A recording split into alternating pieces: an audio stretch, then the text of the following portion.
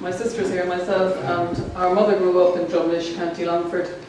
Her father was an RIC man who married at 45 and retired at 50 because they were threatened they'd be burned out by the IRA.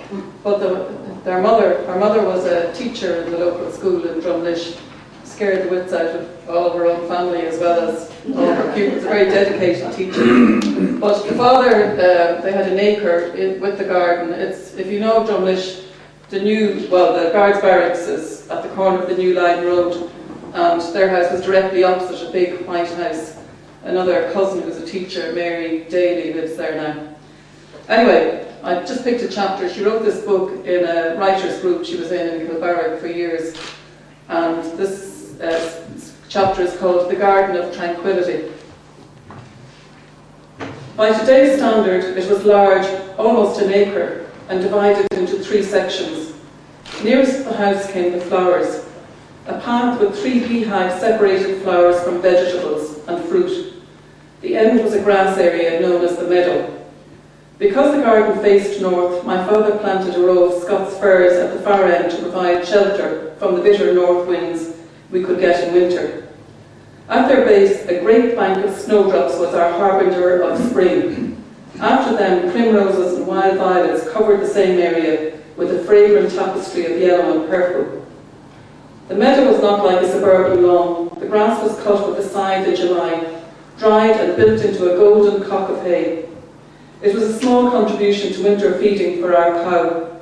The meadow was a favourite spot for students studying for exams or just to have a quiet read. The garden soil was heavy clay which produced marvellous fruit. Nowhere have I seen blackcurrants as big or as juicy as ours. They hung in great shiny clusters like small black grapes. We picked them in bucketfuls and topped and tailed them in the shed. The boys delighted in firing extra juicy ones to burst in our long hair, just to relieve the monotony. My father made over 100 pounds of blackcurrant jam every year.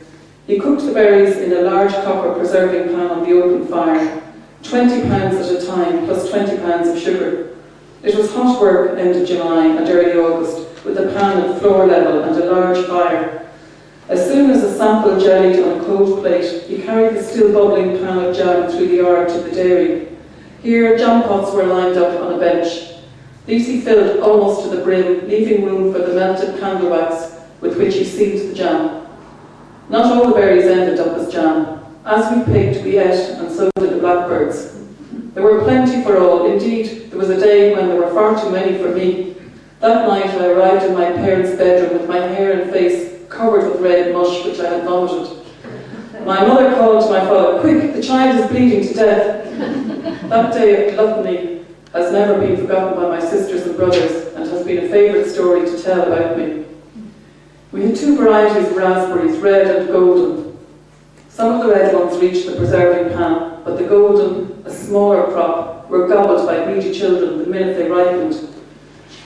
Grafting was how my father improved his fruit trees, with cuttings from better trees than his own. The plums ripened in August. My mother loved them, and she would fill the pockets of her apron every time she spread washing on the hedge. The first cutting came from Bernie Gunchman's tree.